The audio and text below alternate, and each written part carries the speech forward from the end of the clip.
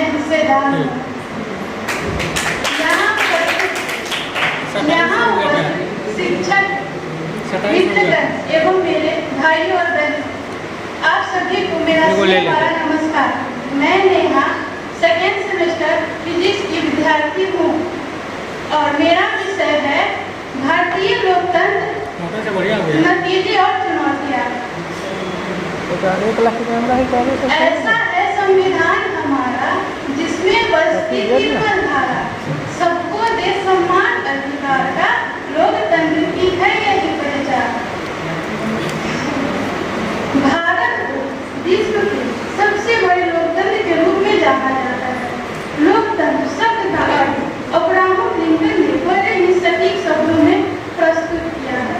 वह कहते हैं लोकतंत्र जनता के लिए और जनता के द्वारा शासन है।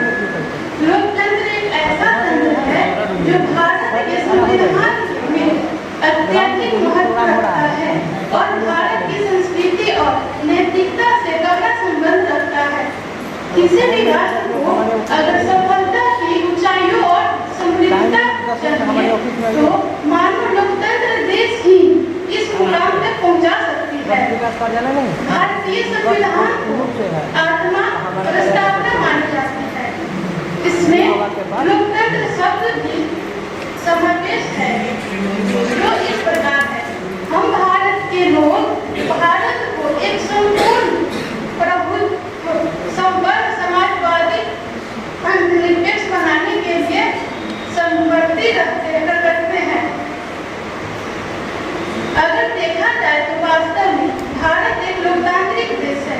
यहाँ भारत की सरकार अपने देश के नागरिकों के द्वारा चुनी जाती है।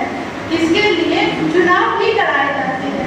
यह देश के प्रत्येक नागरिकों को वोट देने और उनकी जाति, पंथ, रंग, धर्म या लिंग को समान दर्जे में रखता है। अगर दूसरे शब्दों में कहूँ तो उस तराजू के समान है जिसमें एक ओर भारतीय संविधान है तो वहीं दूसरी ओर भारत की जनता। भारत में लोकतंत्र के नतीजे केवल अपने नागरिकों को वोट देने का अधिकार प्रदान नहीं करती है, बल्कि यह सामाजिक और आर्थिक समानता की दिशा भी प्रशस्त करती है।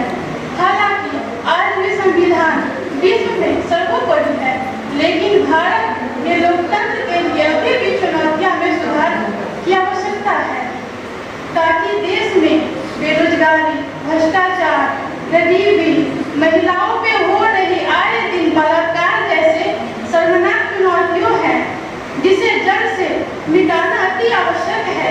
तभी यह भारत हर सपना साकार कर सकेगा और भारतीय संविधान में पर्याप्त सभी तत्वों का सही रूप से उपयोग होगा। इसके लिए आवश्यक है हर व्यक्ति अपने देश को अपना परिवार समझे, अपने सभी दायित्वों को संपूर्ण रूप से पालन करे और भारत का झंडा सर्वोपरि व सर्वोच्च शिखर पर लहराए। इसी संबंध में अटल बिहारी वाजपेयी जी ने कुछ लाइनें लिखी है। सत्ता का खेल तो चलेगा, सरकार आएंगी जाएंगी, पार्टियां बनेंगी बिगड़ेंगी, मगर ये देश रहना चाहिए, इसका लोकतंत्र अमर रहना चाहिए। Thank you.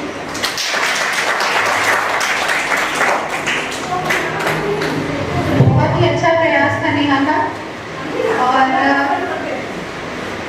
और कोई छात्र जो अपना वक्तव्य रखना चाहते हो?